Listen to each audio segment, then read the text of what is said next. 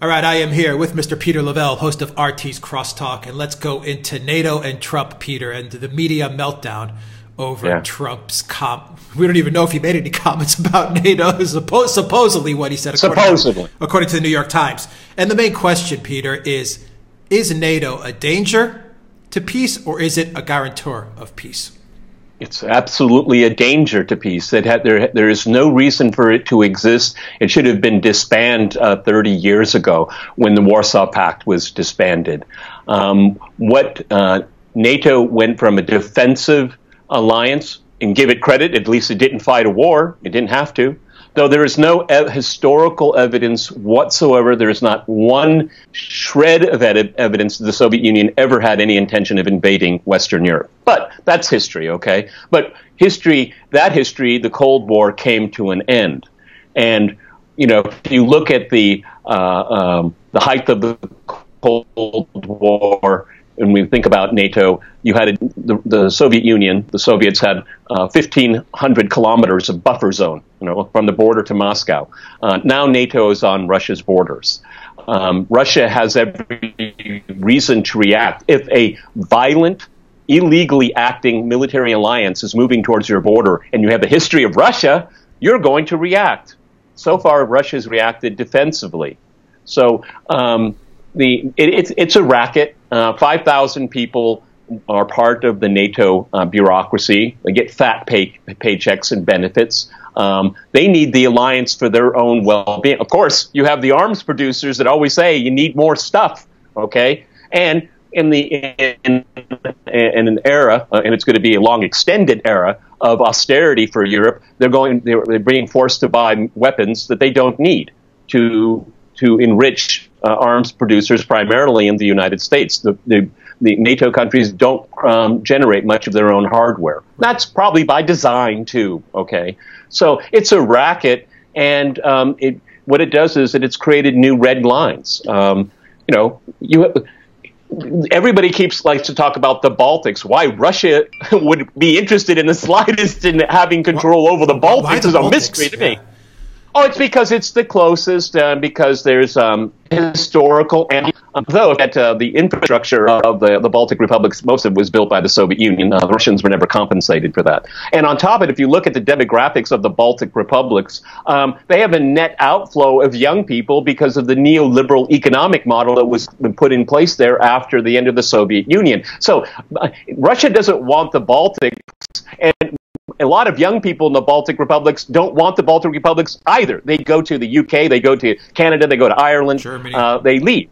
Germany. So, no, that's just a straw man argument, okay? And, of course, Montenegro will add immensely to NATO's capabilities, okay? What it is that we've talked about this before. It's basically putting NATO and the European Union on the same footing, where they're exactly the same. But those British, they screwed it all up by leaving, okay? No, this is just a hegemonic control of the continent's security. And it's facing security threats that do not exist, though they don't use NATO, its assets, to protect their own borders. But they're worried about the Ruskies, okay, not about immigration and terrorism. We see a repeated pattern there. What is NATO for, if not to protect the countries that are inside of it? Right. Their priorities are all completely wrong. And we've seen NATO since the Cold War, since the dissolution of the Soviet Union, involved in the illegal breakup of Yugoslavia. We've seen it go out of area. We've seen it go into Afghanistan. We have NATO countries that are illegally involved in Syria, illegally involved in Libya. That's what it's used for, but it's not said to be its mission. On top of it, if NATO does not continue to expand, it has no reason to exist, and it will dissolve. They know that. That's why they need to keep pulling in more countries. Israel might be part of it. Colombia might be part of it, okay? And so what that does, it ends the national security elites and business elites in the United States and said, this is a way to replace the United Nations. So they're creating their own United Nations of the willing, as it were. Australia could be a member. Japan could become a member. South Korea could become a member. See, this is what it is that it's being able to take the U.S. will be able to determine all security risks and assessments to themselves and just gut these institutions they don't need. They don't need the United Nations, for example. They don't need the International Court of Justice. They don't want any of these things, okay? And NATO is the centerpiece of this alternative world that these elites want to create. And Russia is their boogeyman. And if you watch cable news, and I mean all across the spectrum from CNN, MSNBC to Fox, China. And so NATO is necessary for China. You and I discussed this. Tucker has that bonehead guy from the Obama administration, foreign policy expert. I don't know. That guy's just like, a nutcase. But the Europeans are concerned about China. No, they're not. Okay, because the Europeans have been so conditioned for decades to let the Americans take care of it. We'll pay for it. And they do pay a lot. I mean, Trump exaggerates it. Collectively, it's a lot of money. It's more than what Russia spends on defense every year. The Europeans want a strong NATO against China. No, the Europeans, if the Americans have problems with the Chinese, they're going to say, you take care of it. We'll stay at home, okay? NATO never wants to do those kinds of things, okay? It's for the U.S., it is like one big aircraft carrier where they can project their power into the Middle East primarily, into Africa now. So it's a complete sham. It's a boondoggle, it's a waste of money, and it's a military alliance in search of a mission. So do you think Trump realizes that? I mean, Trump's a New York guy. He sees it. He knows a racket when he sees it. Yeah, I mean, he sees it in a transactional way, okay? I don't think he understands he is able to articulate the different dimensions of security and defense. But, I mean, he sees a European Union, while having trouble, has assets. Why don't you pay for itself? And if you're so afraid of the Russians, Baltic republics, why don't you cough up some more money for your defense? Okay, and actually, if you really look, I don't know to what level he understands this, but it's really in violation of the United States Constitution and the War Powers Act. I mean, it's the American Congress that has, at least theoretically, the right to declare war. So let's say some nutcase, remember Dr. Strangelove, the general that loses his mind. Well, what if we get one of these guys with a group of aircraft, and he wants to go crazy and he attacks St. Petersburg? Then we have World War III because everyone's required to go to war over an incident, okay? I mean, this is absolutely insane. This is like 1914 all over again. There's so many tipping points. That's not what a defensive alliance is supposed to be. It's supposed to avoid those things. What NATO does is create them.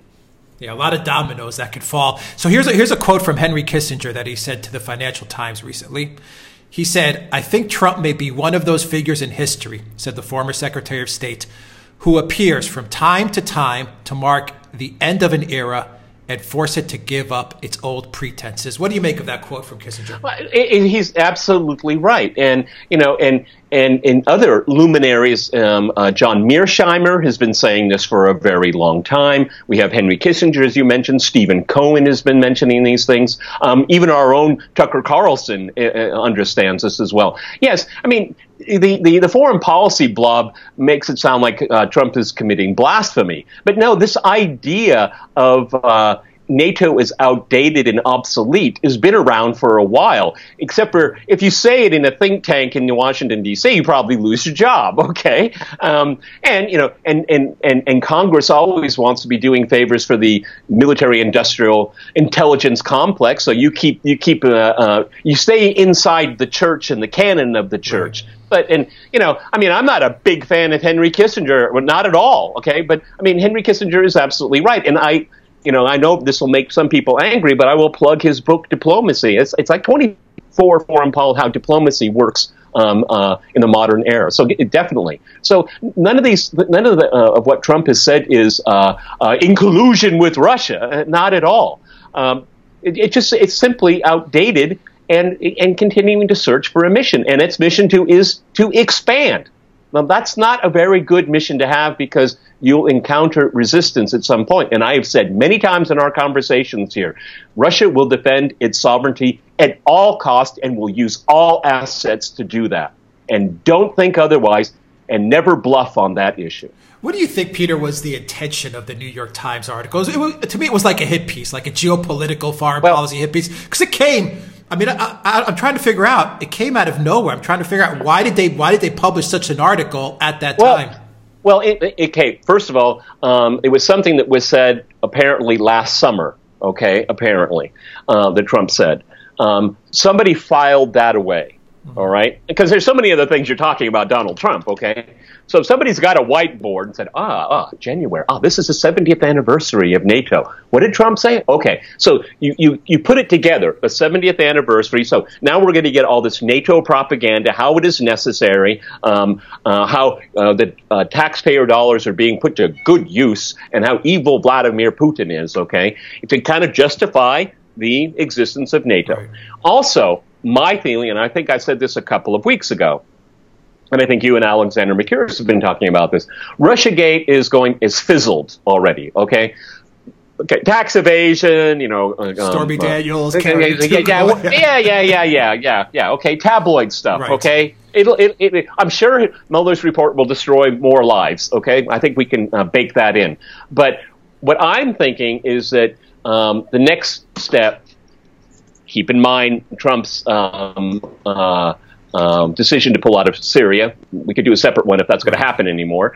But so we have Trump doubts the necessity of NATO. He is pulling out of the Middle East, leaving America exposed and its good friend and ally Israel, and Saudi Arabia, which neither one are good friends and allies. Okay, the 25th Amendment is being put together that he is unfit to be president because he's a national security risk. Oh my God, he wants to shut down NATO. Oh my God. Well, he's absolutely right. I've been saying it for years, okay? Probably get demonetized for saying it too on this venue, all right? Patreon in the description box down below.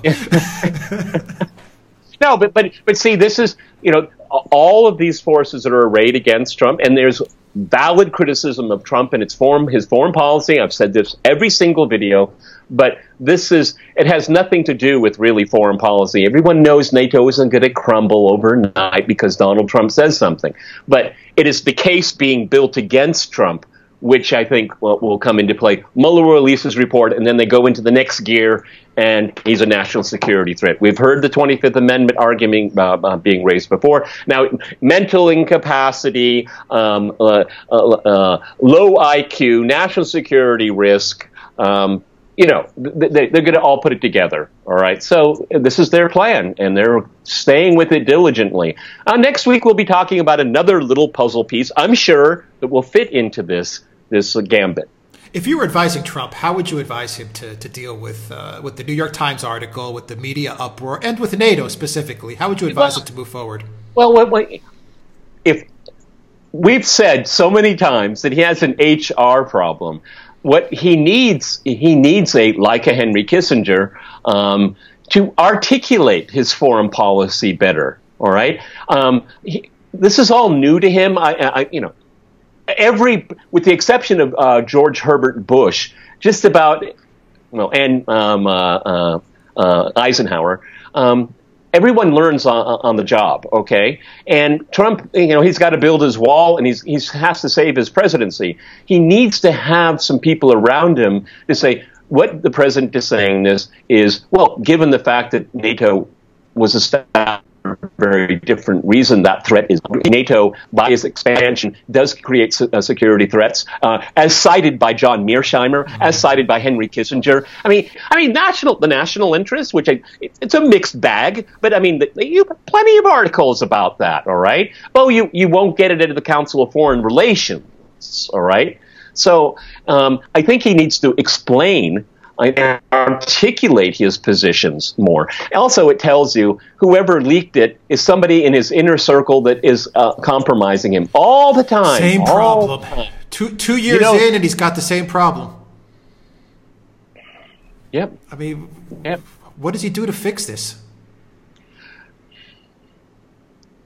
Barack Obama, as awful of a president as he was, how many leaks were there? Not many. Yeah, not many. Not many. No.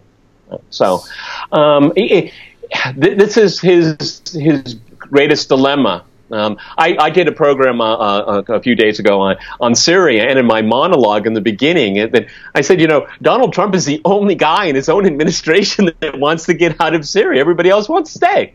Yeah. Okay, I mean that's his dilemma, and history will be harsh on Donald Trump, but I think history will prove that his gut feeling, getting out of the Middle East, walk away from NATO. These countries are rich; they have enough resources to protect themselves. Okay, and even if the U.S. withdrew from NATO, do you think NATO spending for the Europeans would go up all that much? I doubt it. Okay.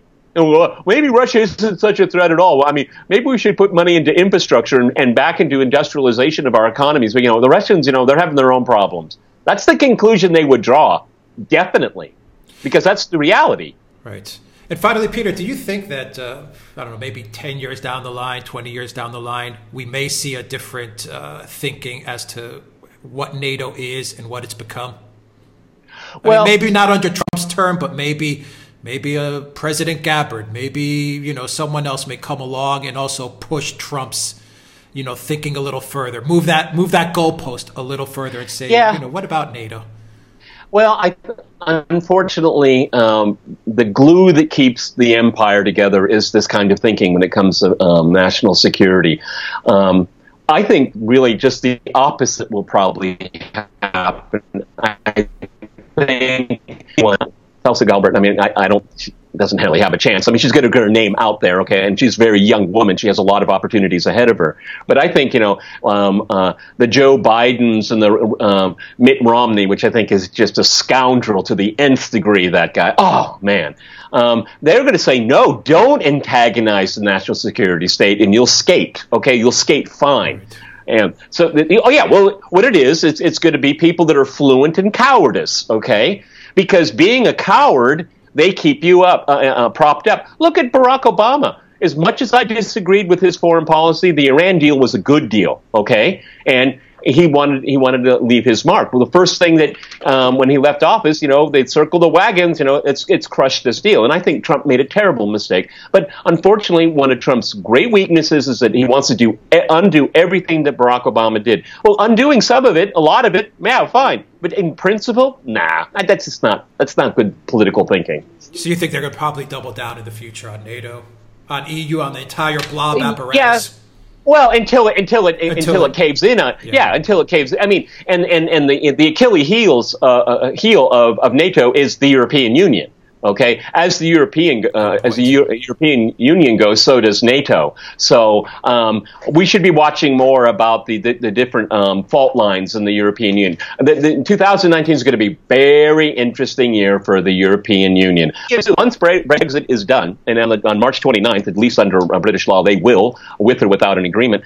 That's going to be something to behold, because there are going to be plenty of other Europeans and say, well, actually, you can get out. And actually, the UK, it didn't sink into the North Atlantic. It's still there. So the nightmare scenario is not going to play out. Sure, there'll be bumps in the road. Yeah, no doubt about it. But, there'll be a lot of Italians and a growing number of yellow vests and Hungarians and the Poles say, if they can do it, maybe we can do it. Okay? Yeah. The European Union was a mission impossible from the first place. A political union that no one was asked to be part of, okay? It was forced down everybody's throat, and people realizing you don't have to wear the straitjacket. The Brits got out. Yeah, I agree. The EU is the linchpin for NATO, and so is maybe even Turkey. Maybe even the issue with Turkey, having to deal with Turkey, may also be a big problem going forward. Well, for Turkey, as erratic as Erdogan is, and we've said this many times, I mean, his membership in NATO is his bargaining chip. Right. It's a bargaining chip. Okay, so because he can get concessions from Washington, he can get concessions from Moscow, it enhances his position in the Middle East. And once Erdogan, and I think he's going to be around for a long time, once he realizes that he doesn't need NATO membership, he'll walk out the door in a second. In a New York minute, okay, he'll be gone. If he sees no use for it at all in the future. And he will probably come to that conclusion at one point. Yeah, one day he may cash his chips in. Chips in. Exactly. All right, Peter Lavelle, host of RT's Crosstalk. Thank you very much. Guys, if you like this video, click the subscribe button down below. Click the notifications bell. Smash that like button. Go to the Duran shop, pick up a t-shirt. PayPal and Patreon links are in the description box down below. Remember, you can get this show in audio format on Soundcloud and on iTunes. Peter Lavelle, host of RT's Crosstalk. Thank you very much. Until next time, everybody, take care.